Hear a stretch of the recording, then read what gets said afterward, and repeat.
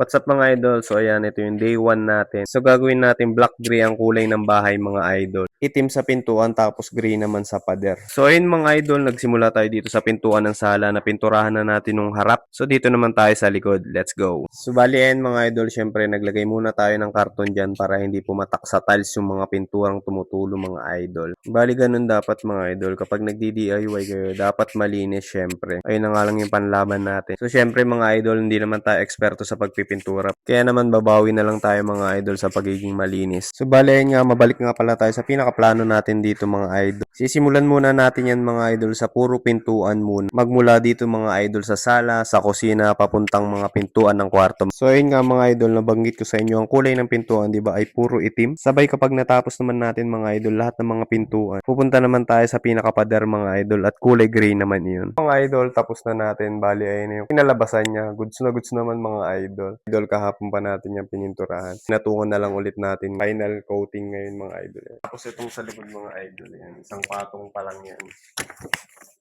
Kung mapapansin niyo dyan mga idol. Ayan. Medyo kita pa siya.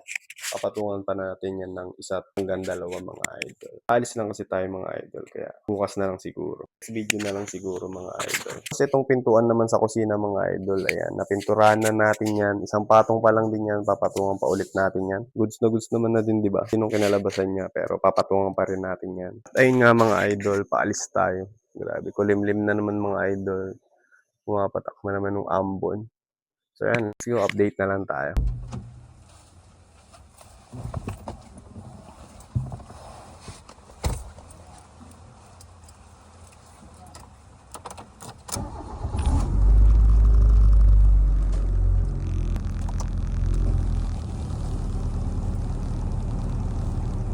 Nakatanaw sa mga talata, kadungaw sa bintana.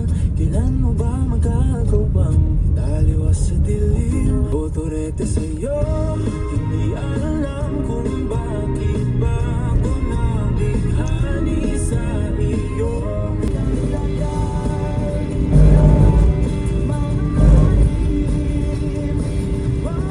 Traffic tayo dito mga idol, ayan, pabalanga. Nakalagpas lang natin ang Vista Mall. May ginagawa kasing daan dito, kaya ayan, grabe traffic. Ayun mga idol, traffic dito sa loob ng Capitol sa Balanga. Halos hindi na umusad mga idol kasi nga ginagawa yung oval dyan sa labas. Yung paikot mga idol, ginagawa yung daan. Mga idol, nandito na tayo sa Balanga. Bali, may kakausapin lang tayong client. Let's go. Sa mga balak pala mag-book ng photo booth nyo, ayan. Message lang kayo sa akin or sa page. Comment ko na lang din yung link ng page. Bali, ayan mga idol, all goods na. Bali, dito yung event natin. Ayan, sa McDonald's dito sa Capitol Drive. Bali mga idol, sa October 29 nga pala siya. Yun naman tayo mga idol. So ayun mga idol, nandito tayo sa Shakey's. Ayan, tatry natin itong ano nila, Super Plates All-In.